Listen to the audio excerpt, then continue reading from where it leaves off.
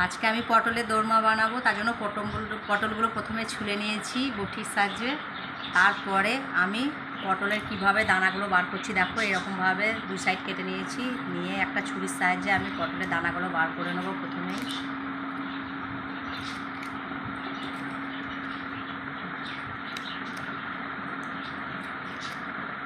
এইভাবে আমি সমস্ত দানা বার করে নিলাম। দেখো আমার দানা বেরিয়ে গেছে। এই দেখো এইভাবে প্রত্যেকটা পটল দিয়ে আমি মিল করে দানা বার করে নিয়েছি। আমি দেখো প্রত্যেকটাই পটলে দানা বার করে নিয়েছি এইভাবে।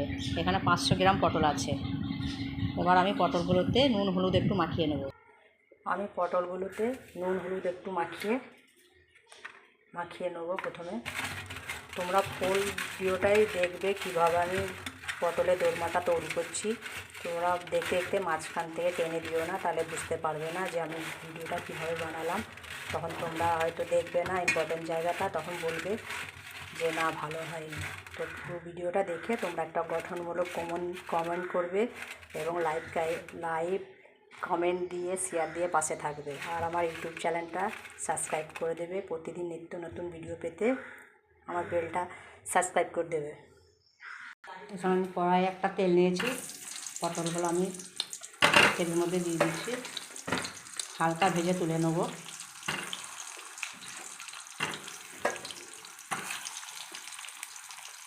এখানে আমি 200 গ্রাম ছানা নিয়েছি। ছানাটাকে ভালো করে আমাকে চটকে ভালো করে নরম করে নিতে হবে। তোমরা চাইলে মিক্সিতেও করে নিতে পারো পেস্টটা ভালো করে, আবার হাতেও করতে পারো ভালো করে। আমি হাতের সাহায্যেই করছি।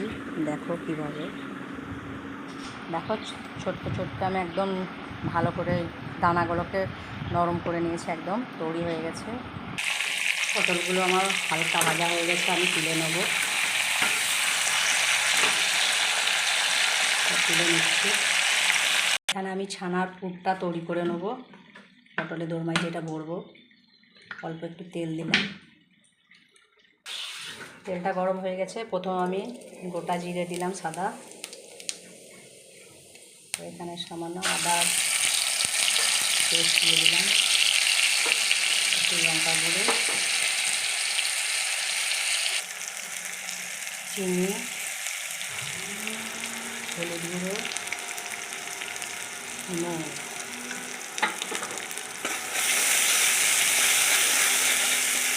এরপর আমি ছানাটা দিয়ে দেবো। আমি আগের একটা পটলের দোরমা রেসিপি করেছি, তোমরা অবশ্যই দেখেছো। তোমরা ওইটা আলাদা করেছিলাম, ওটা পটলের দানা দিয়েই করেছিলাম পটলের দোরমাটা। তো এটা আমি ছানা দিয়ে করলাম, এটা একটু অন্য ধরনের করলাম। সবগুলো একই ধরনের করলে ভালো লাগবে না, তার জন্য আজকে অন্য করলাম। ওপর দিয়ে কিছুটা কিশমিশ দিলাম, কিশমিশটা দিলে পুরটা খেতে ভালো লাগবে। ছোটো ছোটো করে কেটে নিয়েছিলাম। আমার ছানার পুরটা তৈরি হয়ে গেছে। এবার আমি একটা জায়গায় ঢেলে নেব, তারপর পটলের মধ্যে পুরটা ভরবো। এবার পটলগুলোর মধ্যে আমি এরকম পুরটা তৈরি করে নিয়েছি, হালকা করে ভেজে নিয়েছিলাম, ভেজে তুলে নিয়েছি দেখো। তারপর এবার এখানে সেই ছানার পুরটা যেটা তৈরি করেছি, এবার পটলের মধ্যে আমি ভরবো। আমার মুখটা দেখা, এইরকম ভরছি পুরগুলোকে।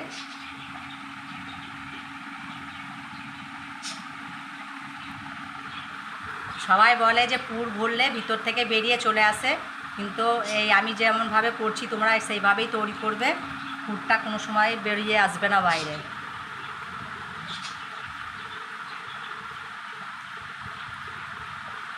আমার পুর ভরা হয়ে গেছে দেখো।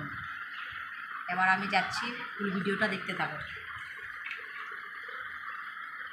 আমি পুর তৈরি করা কড়াই বানিয়ে নিচ্ছি। দেখো তেল দিলাম,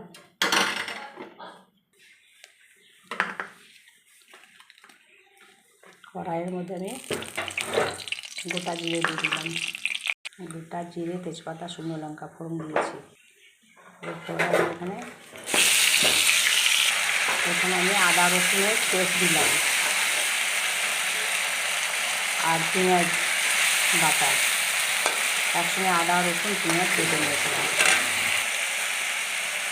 তারপরে লঙ্কা গুঁড়ো, হলুদ গুঁড়ো। আমি ফোনটা এক হাতে ধরে আর এক হাতে রান্না করি, তো এই জন্য খুব অসুবিধা হয়। তো যদি বা কোনো কিছু একটু ভুল হয়ে যায় তো তোমরা ওটা নিজেরাই ভালোবেসে বুঝে নিও। কেন এক হাতে ফোন ধরলে তোমরা নিশ্চয়ই বুঝতে পারছো এক হাতে ফোন ধরে এক হাতে রান্না করলে কতটা অসুবিধা হয়। তো আমি সেইভাবেই করি, তার জন্য আমার একটু অসুবিধা হয়ে যাচ্ছে। এবার চিনি দিলাম। এখানে আমি ভালো করে মশলাটা কষে নিয়েছি। তারপরে এখানে কাজু 10-15টা কাজু আর দই একসঙ্গে পেস্ট বানিয়ে নিয়েছি, দিয়ে দিলাম। এবার নুন দিয়ে দিলাম, দিয়ে আরও ভালো করে ওখানে কষে নেব। তোমরা চাইলে নিরামিষও হয় পটলের দোরমা, তো আমি এখানে পেঁয়াজটা অ্যাড করে দিয়েছি। তোমরা চাইলে নিরামিষও খেতে পারো, রসুন আর পেঁয়াজ ছাড়া।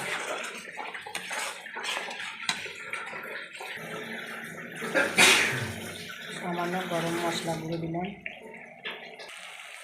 আমার এখানে ভালো করে কষানো হয়ে গেছে। এবার আমি একটু জল দিয়ে দেবো।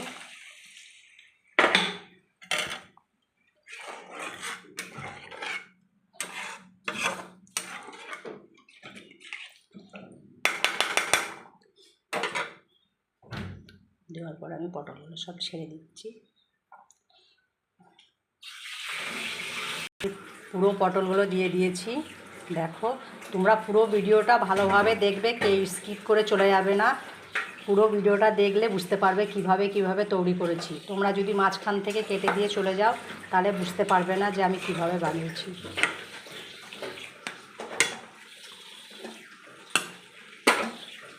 আমার পটলের দোরমা একদম তৈরি হয়ে গেছে। দেখো, এবার আমি নামিয়ে নেবো, একটা পাত্রে ঢেলে নেবো। আমি উপর দিয়ে ঘি ছড়িয়ে দিয়েছি, তোমাদেরকে ওটা দেখাতে পারিনি। তোমরা উপর দিয়ে ঘি ছড়িয়ে নেবে, খুব সুন্দর খেতে হয়। পটলের দোরমাটা রেডি একদম। এই দেখো, আমি একটা পাত্রে ঢেলে নিয়েছি। তোমাদেরকে আমি এক পিস কেটে দেখাচ্ছি, পুরে একদম খাসা। দেখো, ফুলগুলো কিন্তু ভিতরে ভরা আছে, কাটে বেরিয়ে যায়নি। আমি কাটার সময় বেরিয়ে গেল, কিন্তু আগে বেরোয়নি। দেখো, কেটে দেখালাম। পটলের মধ্যে পুরগুলো একদম ভরাই আছে, বেরিয়ে যায়নি। তোমরা অবশ্যই বাড়িতে এইভাবেই রান্না করবে। আর আমার নতুন নতুন ভিডিও পেতে ইউটিউব চ্যানেলটা সাবস্ক্রাইব করে রাখবে, আর নোটিফিকেশন পাওয়ার জন্য বেল বাটনটা টিপে রাখবে। সবাইকে অনেক অনেক ভালোবাসা রইল। নতুন ভিডিওর জন্য অপেক্ষা করবে।